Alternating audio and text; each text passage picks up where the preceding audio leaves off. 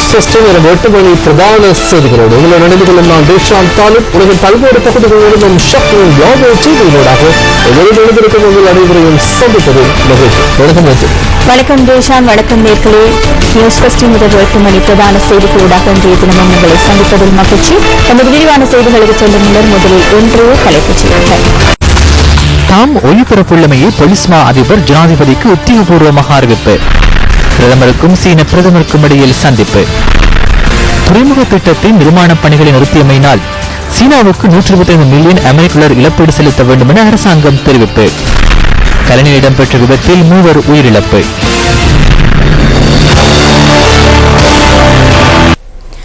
உலகின் முதல் பெண் பிரதமரான காலஞ்சென்ற ஸ்ரீமாவோ பண்டார்நாயக்கவின் ஜனன தின நிகழ்வு பண்டார்நாயக்க ஞாபகார்த்த சர்வதேச மாநாட்டு மண்டப வளாகத்தில் இன்று மாலை நடைபெற்றது. இது தொடர்பான தகவலை தொடரும் எமது செய்திகளில் எதிர்பாருங்கள். வடமாகாண சபையின் 49வது அமர்வு சபையின் தவிசாளர் CVK சிவஞானம் தலைமையில் இன்று நடைபெற்றது. அரசியல் தீர்வு மற்றும் அரசியல் யாப்புக்கான கொள்கை வரைவை வடமாகாண முதலமைச்சர் CV விக்னேஸ்வரன் இன்றைய தினம் சமர்ப்பித்து உரையாற்றினார். 2009 ஆண்டு மே மாதத்தில் இருந்து எந்த ஒரு முறையிலும் வன்முறை மிக்க அரசியல் நடவடிக்கை தமிழ் மக்களிடையே எழாத போதிலும் ராணுவம் தொடர்ச்சியாக வடக்கு மற்றும் கிழக்கு மாகாணங்களில் நிலைநிறுத்தப்பட்டுள்ளமையானது மத்திய அரசாங்கம் தொடர்ச்சியாக தமிழர்கள் மீது ஆதிக்கம் செலுத்த விரும்புவதுடன் அதிகார பகிர்வில் சற்றேனும் ஆர்வம் காட்டவில்லை என கருத வழியமைக்கின்றது. அதே சமயம் தமிழ் பேசும் பிரதேசங்களுக்கு வெளியில் இருந்து சிங்களவர்களை கொண்டு வந்து பாரம்பரியமாக தமிழ் பேசும் பிரதேசங்களில் அரசாங்கத்தினால் குடியேற்றப்படும் செயற்பாடானது தமிழ் பேசும் மக்களால் இன்று வரை வாழிடம் ஆக்கப்பட்டுள்ள பிரதேசங்களில் தொடர்ச்சியாக மக்கள் பரம்பலில் மாற்றங்களை ஏற்படுத்துகின்றது. படிப்பில் சம வாய்ப்பு கொடுக்க இல்லை. இன்றைக்கு இருக்கிற சூழலில் சம வாய்ப்பு போனால் முன்னணி பாடசாலைகளில் இருந்து வந்தவர்கள் இல்லாட்டி முன்னணியில் இருந்தவர்கள் தான் திறமசாலிகளாக இருக்கின்றார்கள். முறை பரிசீலனை செய்ய சொல்லி கேட்டுக்கொள்கின்ற என்னுடைய அனுபவத்தில் நான் இது கண்ட ஒரு விடயம். 12 வயதுல கற்பழிக்கப்பட்ட பெண்ணுக்கு வழக்கு நடக்குது 28 வயதுல. அது கல்யாணம் கட்டி பிள்ளைகளும் இருக்கு போய் தான் கற்பழிக்கப்பட்டு நான் 13 வயதுல என்று சொல்லிடுமா கோர்ட்டில் சாட்சி. இந்த நாட்டிலே பிரிபடாத இலங்கைக்குள் தமிழ் மக்களுக்கான தீர்வு சமூக நீதியின் அடிப்படையில் முழு அளவில் பெற்றுக் கொடுக்கப்பட வேண்டும் என்பதும் குறிப்பாக முஸ்லிம் மக்களை பொறுத்தவரையில் தமிழ் மக்களுடைய உறவு சார்ந்த விடயத்தில் ஒரு சில நம்பிக்கை இனங்கள் தோற்றுவிக்கப்பட்டிருக்கின்றன. அவநம்பிக்கை ஏற்படும் விதத்தில் பல்வேறு சம்பவங்கள் நிகழ்ந்தேறி இருக்கின்றன. முள்ளிவாய்க்காலில் ஒரு பாரிய மனித அவலம் இடம்பெற்ற சந்தர்ப்பத்தில் முஸ்லிம் சமூகத்தினுடைய மௌனம் நியாயப்படுத்த முடியாத ஒன்றேயாகும். மசூதியிலே படுகொலை செய்யப்பட்டதாக நண்பர் குறிப்பிட்டார். உண்மைதான். காத்தான்குடி பள்ளிவாசலில் நடைபெற்ற படுகொலையின் பொழுது ஆகவே நாங்கள் எல்லா தமிழர்களும் இதை செய்தோம் என்றால் ஏன் அது நடைபெற்றது என்பதை சிந்திக்க வேண்டும். வீரமுனையிலே பிள்ளையா கோயிலுக்குள்ளே கொடித்தம்பத்துக்கு 54 தமிழ் மக்கள் வெட்டி படுகொலை செய்யப்பட்டார். வடக்கில் இருந்து நீங்கள் வெளியேற்றப்பட்ட விடயத்திலே திரு இளம்பருதி அவர்களை வைத்துக் கொண்டு நாங்கள் தமிழ் மக்கள் சார்பில் நாங்கள் மன்னிப்பு கோருகின்றோம் என்றதை பற்றி அதற்கு முதலும் காலகட்டமை சொல்லி இருக்கின்றோம். ஆனால் நீங்கள் பார்க்கிறீர்கள் என்ன லாப நட்ட கணக்கு பார்ப்பது போல. தமிழர்களின் சுயநிர்ணய உரிமை என்பது முழுமையானதும் பூரணமானதும் என்ற அடிப்படையிலேயே எமது முன்மொழிவு அமைய வேண்டும். 90ஆம் ஆண்டில் முஸ்லிம்கள் வெளியேற்றப்பட்ட தொடர்பாக கருத்துக்கள் வந்து கொண்டே இருக்கின்றன. சில தவறுகள் இடம்பெற்று இருக்கின்றதை நாங்களும் ஒப்புக்கொள்கின்றோம். நாங்கள் ஒரு குற்றவாளிகளாகவும் தாங்கள் ஒரு நியாயவாதிகளாகவும் காட்டிக் கொண்டிருப்பதை வறுமை காரணமாக தமிழ் பெண்கள் முஸ்லிம் இளைஞர்களால் 2வது திருமணம் தமிழ் பெண்களை திருமணம் செய்து முஸ்லிமாக மாற்றப்படுவதும் கூட ஒரு வகையிலான இனஅழிப்பாகத்தான் நாங்கள் பார்க்கின்றோம். பனாமா ரகசிய ஆவணத்தில் கசிந்துள்ள இலங்கையின் நிறுவனங்கள் மற்றும் நபர்கள் தொடர்பில் அரசாங்கம் தகவல் திரட்டி வருவதாக இன்று நடைபெற்ற அமைச்சரவை தீர்மானங்களை அறிவிக்கும் ஊடகவியலாளர் சந்திப்பில் தெரிவிக்கப்பட்டது. ஊடக பிரதி அமைச்சர் கருணாரத்ன பரணவிதாரண இது தொடர்பில் விளக்கம் அளித்தார். வெளியாகியுள்ள தகவல்களின்படி இலங்கையும் குற்றம் சுமத்தப்பட்ட நாடுகளில் உள்ளடக்கப்பட்டுள்ளது. இலங்கையின் 3 நிறுவனங்கள் தொடர்பில் தெரிவிக்கப்படுகின்ற போதிலும் அது குறித்து இலங்கை இதுவரையில் அதிக கவனம் செலுத்தவில்லை.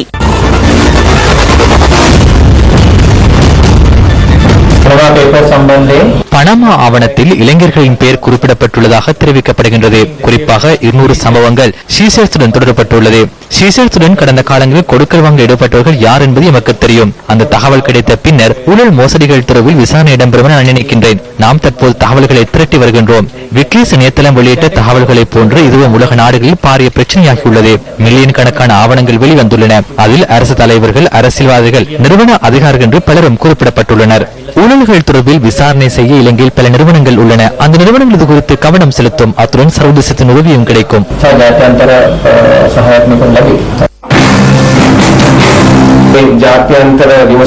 சர்வதேச விசாரணைகள் முன்னெடுக்கப்படுகின்ற சந்தர்ப்பத்தில் இது தொடர்பில் நாங்களும் அதிக கவனம் செலுத்தியுள்ளோம். வேறு விடயங்கள் வெளிவந்தால் அது தொடர்பில் நாம் கட்டாயமாக ஆராய்வோம். சிசேல்ஸில் 14,000 நிறுவனங்கள் பதிவு செய்யப்பட்டுள்ளன. 204 நிறுவனங்களின் உண்மையான உரிமையாளர்களே இனங்காணப்பட்டுள்ளனர். இவ்வாறான தகவல்கள் வெளிவரும் போது அது தொடர்பில் நாடுகள் மற்றும் அரசாங்கங்களுக்கு பொறுப்புள்ளது.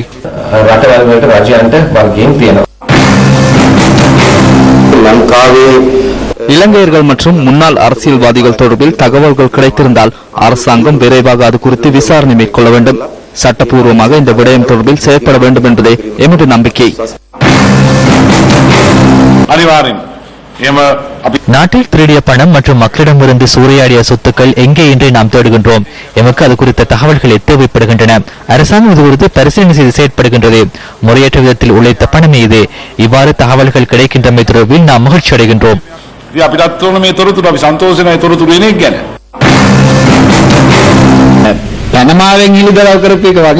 பணமா வெளியிட்டுள்ள அறிக்கையை போன்று மத்திய வங்கியிலும் அதிக அளவில் கொள்ளையடித்தனர். அது குறித்து லஞ்ச ஆணைக்குழுவில் முறைப்பாடு செய்யப்பட்டுள்ளது. அதனை விரைவில் விசாரணைக்கு எடுத்துக் கொள்ளுமாறும் ஆணையாளர் நாயகத்தை கேட்டுக் கொள்கின்றோம்.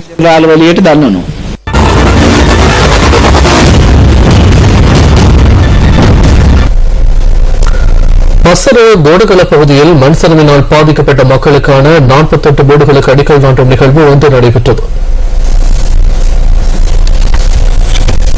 கோணகிளை கீழ்பிரிவில் இடம்பெற்ற இந்த நிகழ்வில் அமைச்சர் திகாம்பரம், பாராளுமன்ற உறுப்பினர்களான வடிவேல் சுரேஷ், அரவிந்த்குமார் உள்ளிட்ட பலர் கலந்து கொண்டிருந்தனர். அரசாங்கம் உங்களுக்கு தெரியும் 5000 வீடுகளை 4000 வீடுகளை கொடுத்திருக்கு. லைன்களை உடைச்சு தனி கிராமம் ஆக்குறதுக்கு இது ஆரம்பம். கடந்த அரசாங்கத்தில் உங்களுக்கு தெரியும் இருந்த ஜனாதிபதி ஒவ்வொரு வருஷம் 50,000 வீடு கட்டித்தான் 50,000 வீடு கட்டி ஒரு வீடு கட்டி கொடுக்கல. பிரதமர் ஒரு நாளும் தலைவர்களை மீட்டிங்ல சொல்ல 1000 தாரன்னு சொல்லல. அவரு நான் இருந்த மீட்டிங்ல இதேவேளை கடந்த வருடம் ஜூலை மாதம் 27ஆம் தேதி தலவாக்கலையில் திகாம்பரம் முன்னிலையில் இடம்பெற்ற கூட்டத்தின் போது பிரதமர் ரணில் விக்ரமசிங்க தோட்ட தொழிலாளர்களின் சம்பளம் தொடர்பில் இவ்வாறு கருத்து தெரிவித்தார். அமெரிக்காவுக்கும் ஈரானுக்கும் இடையில் ஏற்படுத்திக் கொள்ளப்பட்டுள்ள ஒப்பந்தத்தின் மூலம் குறுகிய காலத்திற்குள் இலங்கையின் தேயிலையை ஈரானுக்கு ஏற்றுமதி செய்வதற்கு நடவடிக்கை எடுத்துள்ளோம். தேயிலை தொழில்துறை விருத்தி செய்ய வேண்டும். தேயிலை தொழில்துறை, பெருந்தோட்டத்துறை விருத்தி செய்யப்பட்டதும் சம்பளம் அதிகரிக்கப்பட வேண்டும். எமது ஊழியர்களின் சம்பளம் அதிகரிக்கப்பட வேண்டும். தேர்தலின் பின்னர் பெருந்தோட்டத்துறையின் சம்பள அதிகரிப்பு தொடர்பான பேச்சுவார்த்தையை ஆரம்பிப்போம் என்பதை கூறிக்கொள்ள விரும்புகிறேன். நிறைய பேச வேண்டியிருக்குது, ஆதங்கப்பட வேண்டியிருக்குது, கோவப்பட வேண்டியிருக்குது, வேதனை இது எல்லாத்தையும் கட்டுப்படுத்த முடியாத சந்தர்ப்பத்தில் தான் அப்படியேதான் செயற்படக்கூடிய ஒரு நிலைமைக்கு நாங்கள் தள்ளப்படுகின்றோம். ஆனா மலைய மக்களுடைய பிரச்சனை சம்பந்தம் பேசும்போது சில பேர் எங்களை நையாண்டி தினமா பாக்குறாங்க. நேற்று எழுதிட்டாங்க ராதாகிருஷ்ணன் அவருக்கு. அவரை போயிட்டு வடகிழக்குல பாலசாரத்தை வந்தாருன்னா இங்க எழுதுறாங்க அவர் அங்கேயே போயிட்டாரு, இங்க வராருல நிலத்தடுமாறு போயிட்டு இருக்காரு. இங்கே இன்னும் 20 குடும்பங்களுக்கு வீடமைத்துக் கொடுக்க வேண்டிய தேவை இருக்கின்றது. இந்த மேற்பிரிவிலே வசிப்பவர்களுக்கு அவர்களும் மண் சரிவிலே பாதிக்கப்படும் ஒரு நிலைமைக்கு உள்ளாகியிருக்கின்றார்கள். மீறியபந்தை மக்களுக்கான வீடமைப்பு திட்டம், இந்த வீடமைப்பு திட்டமும் மிக விரைவாக பூர்த்தி செய்யப்பட்டு அந்த மீறியபந்த மண் சரிவிலே பாதிக்கப்பட்டவர்களுக்கு வழங்கப்படவிருக்கின்றது. பிரதமர் ரணில் விக்ரமசிங்கவின் சீனாவிற்கான 3 நாள் உத்தியோகபூர்வ விஜயத்தின் முதல் நாள் இன்றாகும். சீன வெளிவிவகார அமைச்சின் உதவி அமைச்சர் கொங்ஷு ஆன் யூ மற்றும் சீனாவின் இலங்கை தூதுவர் கலாநிதி கருணாசேன கொடித்துவாக்கு ஆகியோரினால் பெய்ஜிங் கேபிட்டல் சர்வதேச விமான நிலையத்தில் பிரதமர் உள்ளிட்ட குழுவினர் வரவேற்கப்பட்டனர். சீன கம்யூனிஸ்ட் கட்சியின் சர்வதேச திணைக்களத்தின் அமைச்சர் சொங் தாவோவை பிரதமர் ரணில் விக்ரமசிங்க இன்று முற்பகல் சந்தித்தார். பெய்ஜிங் டிஓயு தாய் அரசு தங்குமிட மண்டபத்தில் இந்த சந்திப்பு இடம்பெற்றது. திட்டமிடல் மற்றும் பயிற்சி நடவடிக்கைகள் தொடர்பில் இருதரப்புக்கும் இடையே பரிமாற்ற திட்டங்களை முன்னெடுப்பது தொடர்பில் இந்த கலந்துரையாடலின் போது கவனம் செலுத்தப்பட்டது. ஐக்கிய தேசிய கட்சியின் செயற்பாட்டாளர்களுக்கு சீனாவின் சமூக மற்றும் பொருளாதார அபிவிருத்தி திட்டங்கள் குறித்து புரிந்துணர்வை ஏற்படுத்துவது தொடர்பிலும் சொங் தாவோவுடன் பிரதமர் இணக்கப்பாட்டிற்கு வந்துள்ளதாக பிரதமர் அலுவலகம் வெளியிட்ட அறிக்கையில் கூறப்பட்டுள்ளது.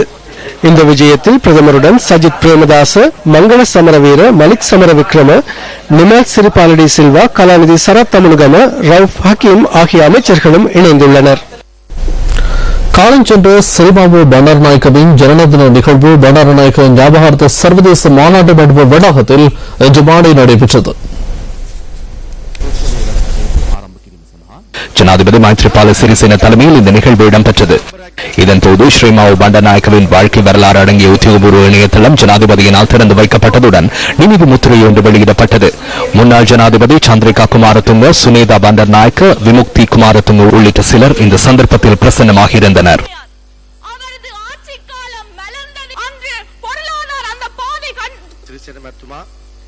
බණ්ඩාරනායක මැතිනිය මේ රටේ කළ ඓතිහාසික කාර්යභාරයන් பண்டாரநாயக்க அம்மையார் இந்த நாட்டில் ஏற்படுத்திய வரலாற்று முக்கியத்துவம் வாய்ந்த விடயங்கள் அந்த யுகத்தின் தேவையை போன்று சர்வதேசத்திலும் முக்கியத்துவம் வாய்ந்ததாக அமைந்தது. ஸ்ரீமா சாஸ்திரி ஒப்பந்தம் வரலாற்று சிறப்புமிக்க ஒப்பந்தமாகும். அதே போன்று அது வரலாற்று சிறப்புமிக்க வெற்றியாகும். அதனை இன்று முன்னெடுத்தால் நாட்டை இந்தியாவிடம் காட்டிக் கொடுக்க முற்படுவதாக கூறுவார்கள். பண்டாரநாயக்க அம்மையார் 70ஆம் ஆண்டு பிரதமரான சந்தர்ப்பத்தில் பாடசாலை மாணவனாக நான் இருந்தேன்.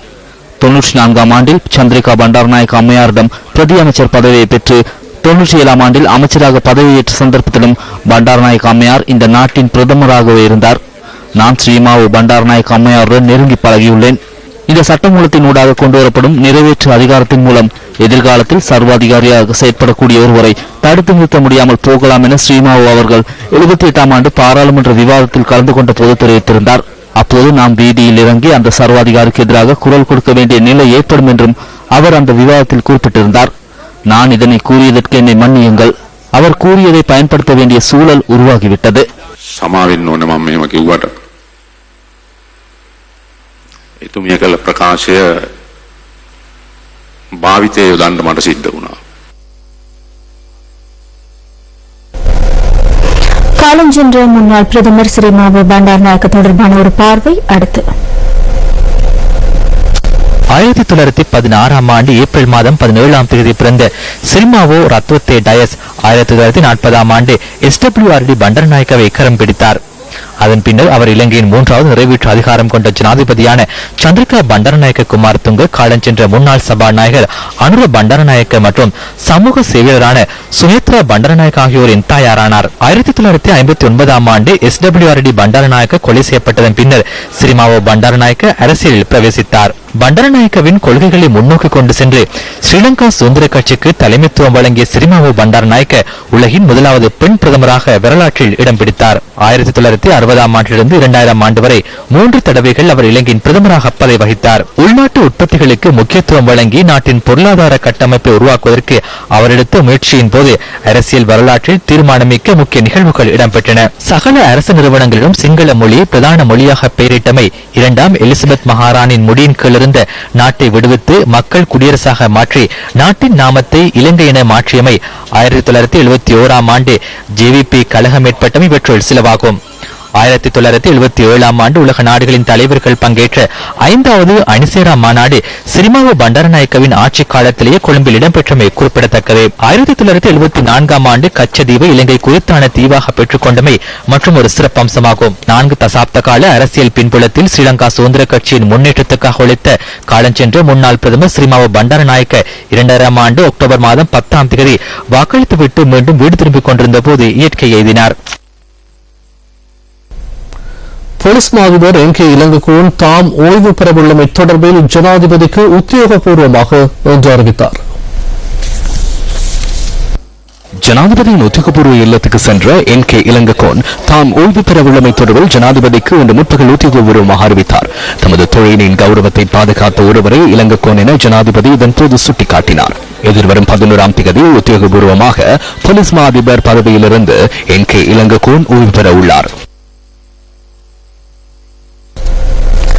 அஸ்கிரி பீடத்தின் மகாநாயக்க தேரராக வரக்காகொட ஞானரத்ன தேரர் ஏகமனதாக இன்று தெரிவு செய்யப்பட்டார். அஸ்கிரி பீடத்திற்கு தெரிவு செய்யப்பட்ட 22வது மகாநாயக்க தேரர் இவர் என்பது குறிப்பிடத்தக்கது. அஸ்கிரி மகாவிகாரையில் மகாநாயக்க தேரரை தெரிவு செய்வதற்கான விசேட மகாசங்க கூட்டம் நடைபெற்றது. மகா சங்க சபையின் 19 தேரர்களின் இணக்கப்பாட்டுக்கு அமைய மகாநாயக்க தேரரை தெரிவு செய்வதற்கு தீர்மானிக்கப்பட்டது. வெடரவே உபாடி தேரரின் பெயரும் மகாநாயக்க தேரர் பதவிக்காக பிரேரிக்கப்பட்டிருந்தது. இதன்போது அஸ்கிரி மகாநாயக்க தேரராக வரக்காகோட ஞானரத்ன தேரர் தெரிவு செய்யப்பட்டார்.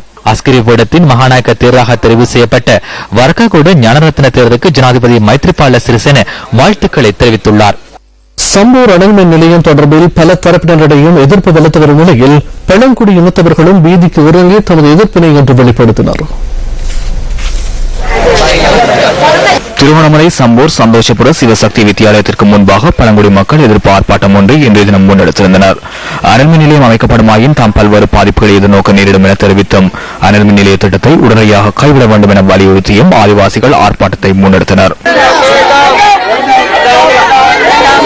அனல்மின் நிலையம் உருவாக்கப்படுமாயின் கடற்தொழில் பாதிக்கப்படுவதுடன் தாம் பல்வேறு நோய் தாக்கங்களுக்கு உள்ளாக வேண்டிய நிலை உருவாகும் எனவும் ஆதிவாசிகள் எதிர்ப்பை வெளிப்படுத்தினர். ஒட்டுமொத்த மனித குலத்துக்கும் இயற்கை வளங்களுக்கும் சுற்றுப்புற சூழலுக்கும் பாதம் விளைக்கக்கூடிய சம்பூரில் அமைக்கப்படும் அனல்மின் நிலையத்தை நாம் முற்றுமுழுதாக நிராகரிக்கின்றோம். இங்கே அமைக்கப்படும் அனல்மின் நிலையத்தால் தொழில்வாய்ப்புகளும் சீரான மின் விநியோகம் கிடைக்கும் என்றால் கூறுகின்றால் தவிர இதெல்லாம் ஏற்படும் பாதிப்புகள் பற்றி யாரும் கூறப்படவில்லை. விவசாயம் செய்கிறவர்கள் பாதிக்கப்படுறார்கள், மீனவர்கள் பாதிக்கப்படுறார்கள். ஆனாலும் இந்த இடத்துல அனல் நிலையத்தை தடுப்பு நிறுத்துவதற்கு அரசாங்கத்தில் ஒரு தீர்வு கேட்கின்றோம். இந்த அனல்மின் நிலையத்தை நாங்கள் வெறுக்கிறோம். என்னன்னு சொன்னால் இதால எங்களை பிள்ளைக்குட்டியை நாங்கள் எல்லாம் பாதிக்கப்படும்.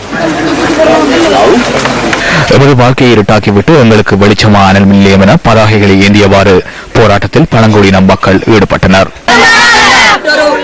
தொழிலுக்கு போயிடாது, ஒரு புறால் கட்ட போயிடாது, ஒரு கொல்லி வட்டி தான் நாங்கள் புறாக விற்கிறோம். நாங்கள் ஆனால் பண்ணால் எங்களுக்கு இப்படி அனல்மின் அமைச்சார் அப்படியாவது எங்களுக்கு ஒரு தொழிலும் செய்யக்கூடியது இல்லை.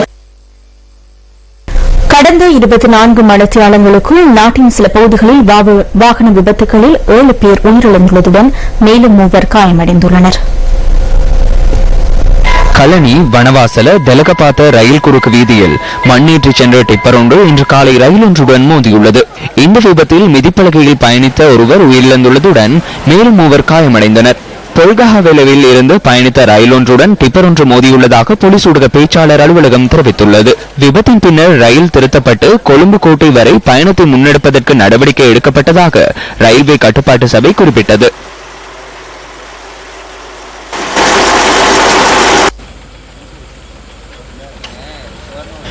தம்புள்ளை பிரதான வீதியின் சிகிரியா ஹவுடுன்காவ பிரதேசத்தில் முச்சக்கர வண்டியொன்றும் ஜீப் ஒன்றும் மோதியதில் முச்சக்கர வண்டியில் பயணித்த 2 உயிரிழந்தனர். சந்தேகத்தின் பேரில் ஜீப்பின் சாரதி கைது செய்யப்பட்டுள்ளார். கெக்கிராவை சேனபுரவில் நேற்றிரவு இடம்பெற்ற விபத்தில் 3 உயிரிழந்தனர். இளைஞர்கள் 3 மோட்டார் சைக்கிளில் பயணித்துக் கொண்டிருந்த போது வேகத்தை கட்டுப்படுத்த முடியாதமையினால் இந்த விபத்து நேர்ந்துள்ளது.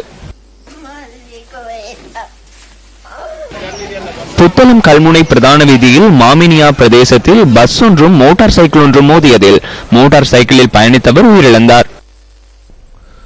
பல வாக்குறுதிகள் மறக்கப்பட்ட நிலையில் வாழ்க்கையுடன் இன்று வரை போராடி வருகின்றனர் மலையக மக்கள். நீண்டகால லயன் வாழ்க்கைக்கு விடிவு கிடைக்காத நிலையில் வாழ்ந்து வருகின்றனர் தரணிகள இழுத்தென்ன பந்தனிக்கந்த தோட்ட மக்கள். 2004ஆம் ஆண்டு இந்த தோட்டத்தில் ஏற்பட்ட மண் சரிவை அடுத்து அந்த பகுதியிலிருந்து வெளியேறுமாறு அறிவிக்கப்பட்டது. எனினும் எங்கு செல்வதென்று அறியாத இந்த மக்கள் 12 வருடங்களாக அச்சத்துடனேயே வாழ்கின்றனர். ஒவ்வொரு தேர்தலின் போதும் வழங்கப்படும் வாக்குறுதிகள் மீறப்பட்ட நிலையில் தொடர்ந்தும் பொருளாதார ரீதியில் பின்தள்ளப்பட்டுள்ள தமக்கு எப்போது தீர்வு கிடைக்கும் என்று இவர்கள் எதிர்பார்த்துள்ளனர். தொண்டமனையா சொன்னாரு, எஸ்டேட் மக்களுக்கு லயன்கள் இல்லாம செய்வேன், சம்பளத்தை கூட்டி தருவேன் அப்படின்லாம் சொன்னாரு. ஆனா இதுவரைக்கும் எதுவுமே செஞ்சு தரல. இப்ப திகாம்பர ஐயா வந்திருக்காரு, அவரும் ஆரம்பம் ஜனவரியில சொன்னாங்க எஸ்டேட் மக்களுக்கு நாங்க சம்பளம் விஷயத்தை முடிச்சு தரோம், 1000 ரூபாய் சம்பளம் வாங்கி தரேன்னு. ஆனா இப்ப எலெக்ஷன் வந்து இப்ப 1 வருஷம் முடிஞ்சிருச்சு, 2வது வருஷம் போய்கிட்டு இருக்குது. அப்பயும் இதுவரைக்கும் எந்த விதமான ஒரு சலுகையும் எஸ்டேட் மக்களுக்கு கிடையாது. இன்ன வரைக்கும் இந்த 450 ரூபாய் பத்தி கேக்குறீங்க. ஆனா இந்த 450 ரூபாய் எப்படி இருந்தாலும் உங்க யூனியனுக்கு சந்தா பணம் மட்டும் இந்த மாசம் அடுத்த மாசம் நாங்க கூட்டிடுவீங்க. யாரை கேட்டு கூட்டுறீங்க? இந்த பயணம் உங்களுக்கு நாங்க தெளிவா சொல்றோம், இந்த பயணம் உங்களுக்கு சந்தையும் கிடைக்காது. முக்கியமா யூனியனுக்கு சந்தா பணம் வெட்ட கொடுக்க மாட்டோம். நம்ம ரணில் விக்ரமசிங்க வந்தது அதை தாரேன் இதை தாரேன்னு சொன்னது, ஆனா எந்த செஞ்சதுன்னு சொல்லி யாருக்காவது சொல்லுங்க பாப்போம். சம்பளம் 1000 ரூபாய் தாரேன்னு சொல்லி இன்னும் கொடுக்கல. இது வரைக்கும் 5 சேவைகளுக்கு சம்பளம் வைக்கல. அந்த ஜீவத்தை கொண்டு போறது அவ்வளவு கஷ்டமா இருக்கு எங்களுக்கு. யாருமே செய்து கொடுக்கல. எல்லா மினிஸ்டர் வந்து ஓட்டு வர்றாங்க, வீடு வீட வர்றாங்க, எங்களுக்கு எதுவுமே செஞ்சு கொடுக்காது இது வரைக்கும். சொன்னாரு 1000 ரூபாய் வாங்கி தரேன்னு சொல்லி அவரு கொடுக்கவும் இல்லை, சொந்தமா சொல்றாரு அது தாருன்னு சொல்லி அவரு கொடுக்கவும் இல்லை. இது வரைக்கும் யாரும் சம்பளம் பெற்று கொடுக்கல. தயவு செய்து அரசாங்கம் இப்ப இருக்க அரசாங்கம் எங்களுக்கு உடனடியாக சம்பளம் எங்களுக்கு கூட்டி கொடுக்கணும் எங்களுக்கு மக்களுக்கு. பெருந்தொகை நிதி ஒதுக்கீட்டில் மன்னார் மாவட்டத்தில் உள்ள குளங்கள் புனரமைக்கப்பட்டதாக கூறப்படுகின்ற போதிலும் வியாடிக்குளத்தின் இன்றைய நிலைமை என்ன?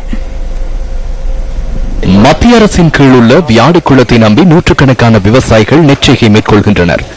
பாலைக்குழி, மருச்சுக்கட்டி, கரடிக்குளம் மற்றும் முள்ளிக்குளம் ஆகிய பகுதிகளைச் சேர்ந்த சுமார் 500 விவசாயிகள் இந்த குளத்தில் இருந்து நீரை பெற வேண்டியுள்ளது.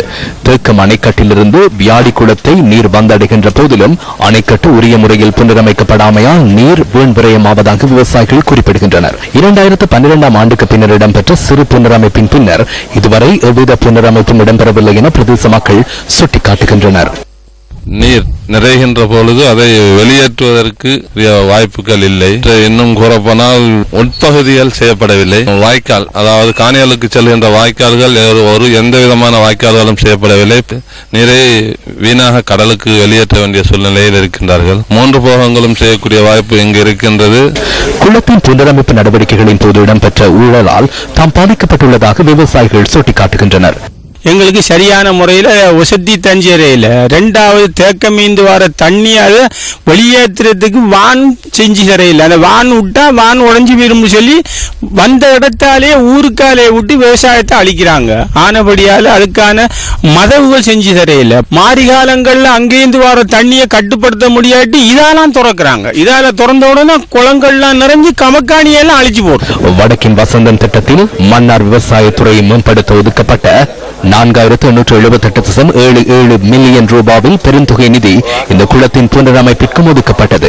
எனினும் குளத்தின் தற்போதைய நிலைமையை அவதானிக்கும் போது புனரமைப்பு பணிகள் இடம்பெற்றதாக தெரிய வரவில்லை. புனரமைப்பு என்ற பெயரில் இடம்பெற்றுள்ளதா என்ற சந்தேகம் எழுவதாகவே மக்கள் தெரிவிக்கின்றனர்.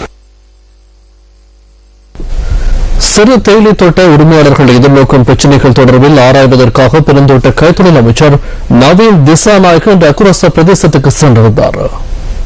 அக்குரச பிரதேசத்தில் சிறுதேயிலை தோட்ட உரிமையாளர்கள் எதிர்நோக்கும் பிரச்சினைகள் தொடர்பில் கேட்டறிந்து கொண்ட அமைச்சர் அவர்களின் பிரச்சினைகளுக்கு விரைவில் தீர்வு வழங்குவதாக உறுதியளித்துள்ளார். இந்த நிகழ்வில் சிறுதேயிலை தோட்ட அதிகார சபையின் தலைவர் உள்ளிட்ட அதிகாரிகள் பலரும் கலந்து கொண்டிருந்தனர். குறிப்பாக தெற்கில் காலி மற்றும் மாத்தறை பகுதி சிறுதேயிலை தோட்ட உரிமையாளர்கள் எதிர்நோக்கும் பிரச்சினைகளை அடையாளம் கண்டேன்.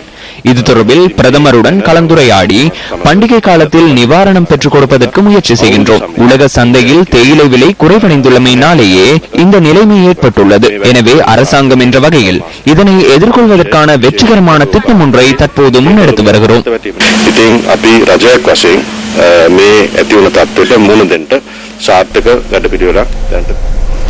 முல்லைத்தீவு மாவட்ட பொதுக்குடியிருப்பு பிரதேச விவசாயிகள் தமது நெல்லை சந்தைப்படுத்துவதில் பாரிய சிக்கல்களை எதிர்நோக்கி வருகின்றனர். நாடளாவிய ரீதியில் நிர்ணய விலையில் நெல் கொள்வனவு செய்யப்பட்டு வரும் நிலையில் தாம் பாரிய சிக்கல்களை எதிர்நோக்குவதாக விவசாயிகள் தெரிவிக்கின்றனர். உரிய நெல் களஞ்சிய வசதி இல்லாமையினால் நெல்லை 40 கிலோமீட்டர் தூரத்தில் உள்ள முள்ளியவளை கொண்டு சென்று அவர்கள் களஞ்சியப்படுத்துகின்றனர். முல்லைத்தீவைச் சேர்ந்த 12,000 விவசாயிகள் கடந்த முறை 32,000 ஏக்கரில் பெரும்போக்கு நெற்றிகையில் ஈடுபட்டிருந்ததாக எமது செய்தியாளர் தெரிவிக்கின்றார். 2000 மெட்ரிக் டன்னில் முல்லைத்தீவு பகுதியில் கொள்வனவு செய்வதற்கு நெல் சந்தைப்படுத்தல் சபை தீர்மானித்துள்ளதாக எமது பிராந்திய செய்தியாளர் சுட்டிக்காட்டினார். அங்கு நெல்லை களஞ்சியப்படுத்துவதற்கும் நாள் கணக்கில் காத்திருக்க வேண்டிய இக்கட்டான நிலைக்கு தள்ளப்பட்டுள்ளதாக விவசாயிகள் விசனம் தெரிவிக்கின்றனர். நாங்கள் புதுக்குடி பேருந்து வந்து நாங்கள் நெல்லை கொடுக்குறதுக்கு சொல்லி எங்கள் டோக்கனோடு வந்தவைகள் அந்த டோக்கனோட வந்த நாங்கள் காலாவடி 6 மணிக்கு வந்த நாங்கள் இன்னும் இன்றைக்கு 4:30-5 மணி ஆகி இன்னும் எங்களை கூப்பிடவும் இல்லை, கொள்ளவங்க செய்யவும் இல்லை. எங்களுக்கு இப்போ களஞ்சியம் புதுக்குடி பேர் நெல் கொள்ளவங்க செய்யக்கூடிய களஞ்சியம் வந்து இல்லை. இல்லாத பட்சத்தில் நாங்கள் இப்போ வந்து முள்ளியோட களஞ்சியத்துக்கு வந்து நிற்கிறோம். நீங்கள் இப்போ எங்களுக்கு நெல் கொள்ளவங்க செய்யணும் எங்களுக்கு செய்யாமல் கிடக்கு. ஏற்றி ராவராவா கொண்டு வந்து இங்கே முள்ளியோட ஸ்டோரை கொண்டு வந்து அப்போ நேற்று வாங்கி ராத்திரி வாங்கி இவ்வளோ நேரம் நின்று அந்த நெல்லை கொடுக்க இல்லாமல் இப்போ இருந்து நின்று யோசிச்சு கொண்டிருக்கிறோம். நாங்கள் காலமே 6 மணிக்கு விളിக்கிட்டு காலமே 6 மணிக்கு விളിக்கிட்டு இங்கே வந்து இப்போ இன்னும் நெல்லை கொடுத்த பாடல கீழே அடிச்சுக்கொண்டு மீனாக நிற்கிறோம். இப்போ நாங்கள் சொந்தமாக ஆக்டர் இல்லை 1000 தான் பிடிச்சி வந்தது. அப்போ எவ்வளவு சிரமம் எங்களுக்கு. A34 வீதியில் அமைந்துள்ள முள்ளியவிளை நெற்களஞ்சிய சாலையினை அண்டிய பகுதியில் நீண்ட தூரத்திற்கு நெல் மூட்டைகளை ஏற்றிய உழவு இயந்திரங்கள் காத்திருக்கின்றன. வாடகைக்கு உழவு இயந்திரங்களை அமர்த்தி நெல் ஏற்றி வரும் தாம் அதிக நட்டங்களை எதிர்நோக்குவதாக விவசாயிகள் தெரிவிக்கின்றனர். தமது இரவுகளை வீதிகளில் கழிப்பதுடன் மழை வந்தால் நெல் நனைந்து போகும் நிலையையும் எதிர்நோக்குவதாகவும் விவசாயிகள் தெரிவிக்கின்றனர். பொதுக்குடியிருப்பு பகுதியில் தமது நெல்லினை சந்தைப்படுத்துவதற்கு உரிய களஞ்சிய வசதிகள் செய்து தரப்பட வேண்டும் என விவசாயிகள் கோரிக்கை விடுக்கின்றனர். தெல்தனிய தேசிய பாடசாலைக்கு எதிரான முதலாவது மஞ்சள் வர்ணங்களின் சவால் ஒருநாள் கிரிக்கெட் போட்டியில் கண்டி DS சேனாநாயக்க கல்லூரி அணி 109 ஓட்டங்களினால் வெற்றியீட்டியது. போட்டியில் 170 ஓட்டங்களை நோக்கி பதிலளித்தாடிய தெல்தனிய தேசிய பாடசாலை அணியால் 60 ஓட்டங்களையே பெற்றுக் கொள்ள முடிந்தது.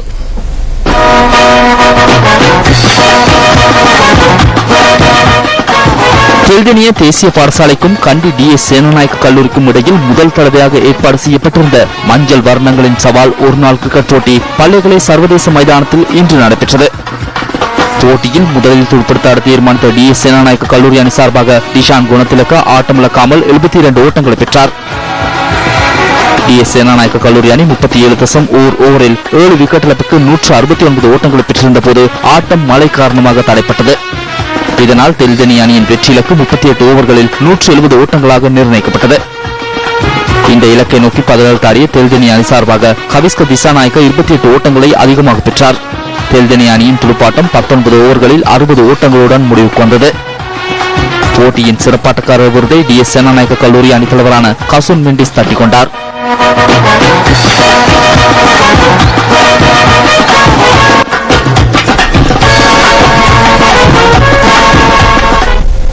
இத்துடன் நியூஸ் ஃபர்ஸ்ட் நேரம் 8 மணி பிரதான செய்தி இருக்கின்றது.